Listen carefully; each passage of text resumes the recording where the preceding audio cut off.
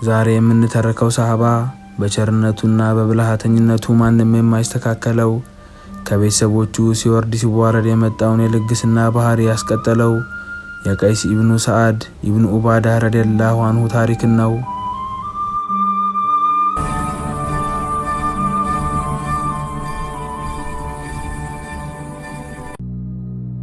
ይህ የቀልብ ዶክተር ድምጽ ነው። አልሐምዱሊላህ። ታካሚዎቻችን የሚድኑ በእኛ ኃይል እንዳይመስሎት በአላህ ኃይል ብቻና ብቻ ነው።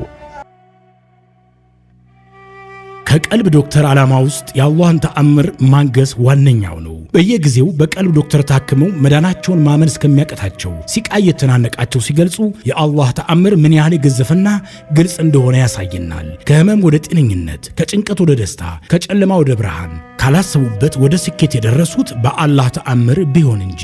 ልብ ለአላህ እጅ የሰጠና የተናነሰ ሲሆን ግልጽ ይሆናል። አላህም እንዲህ ይለናል፣ አላህን ትገነዘቡና በእርሱም ታምኑ ዘንድ በችሎታው ላይ ያስረጅ የሆኑ ግልጽ ተአምራቶችን ያሳያቸዋል። አልበቀራ። ኑ ባላህ ቃል ያላህን ተአምር እናግስ። ሕክምና ማግኘት ሲፈልጉ ይሄንን ሊንክ ይጫኑ።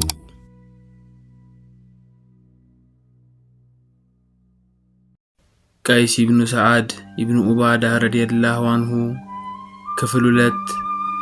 ቀይስ በአንድ ወቅት ለአንድ በጣም ችግር የበረታበት ሰው በርከት ያለ ገንዘብ አበድሮ ነበር።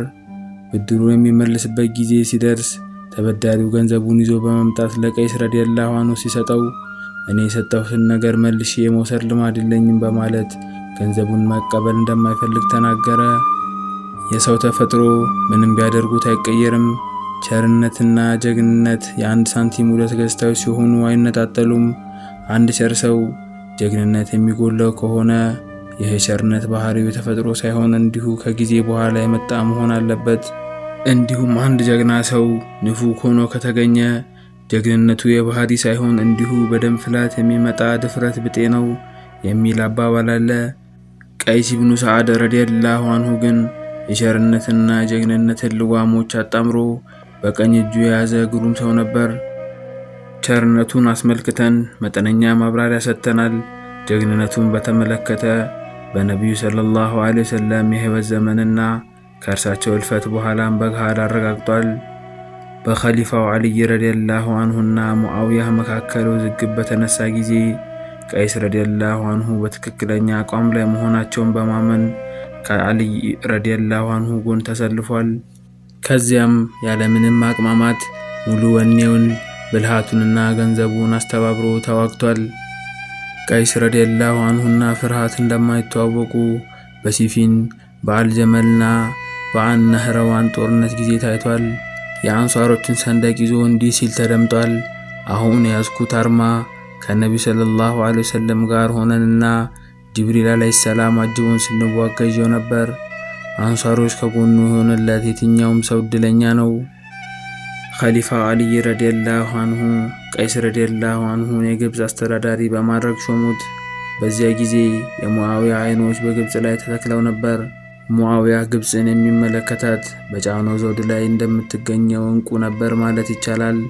ስለሆነም ቀይስ ረዲየላሁ ዐንሁ ግብፅን እንዲያስተዳድር በዓሊይ ረዲየላሁ ዐንሁ መሾሙን ሲሰማ ምንም እንኳን የፖለቲካ የበላይነቱን እየጨበጠ ቢሆንም ክፉኛ ራሱን መቆጣጠር አቃተው። ስለሆነም ዓሊይ ረዲየላሁ ዐንሁ በቀይስ ረዲየላሁ ዐንሁ እምነት እንዲያጡ ለማድረግ የስም ማጥፋት ዘመቻ ከፈተ። የተለያዩ መሰሪ ስልቶች በመጠቀም የቀይስ ረዲየላሁ ዐንሁ ዝናንና ስብዕናን ማጉደፍ ተያዘው። ግብፅ ውስጥ በሚገኙ ደጋፊዎቹ አማካኝነት ሙዓዊያ ረዲየላሁ ዐንሁ የተለያዩ ሴራዎችን እየሸረበ ቀይስ ረዲየላሁ ዐንሁ ማሳጣቱን ገፋበት። በመጨረሻም ዘዴው ያዘለትና ዓሊይ ረዲየላሁ ዐንሁ ስልጣኑን ለተላላኪው አስረክቦ ግብፅን እንዲለቅ የሚያዝ ደብዳቤ ለቀይስ ረዲየላሁ ዐንሁ ላኩለት። ቀይስ ረዲየላሁ ዐንሁ ይህን ሁሉ የሚያደርገው ሙዓዊያ ረዲየላሁ ዐንሁ ለመበቀል ማሰላሰሉ አልቀረም። አሁን ከጎኑ እንዲሰለፍ የተለያዩ መሰሪነት የተሞላባቸው ዘዴዎች ተጠቅሞ ሲያባብለው ቆይቷል።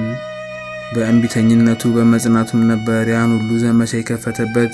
ይህን ጉዳይ ግን ኸሊፋው ዓሊይ ረዲየላሁ ዐንሁ ስለሚያውቁ ለእርሳቸው ሐቁን ይፋ በማድረግ ሴራውን ማጋለጥ ይችል ነበር።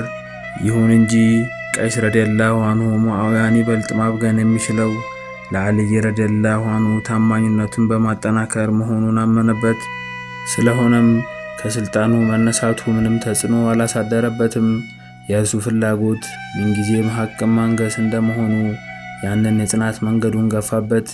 እናም አልይ ረዲየላሁ አንሁን በምክርም ሆነ በጦርነት ለማገዝ በቁርጠኝነት ከጎናቸው ተሰለፈ።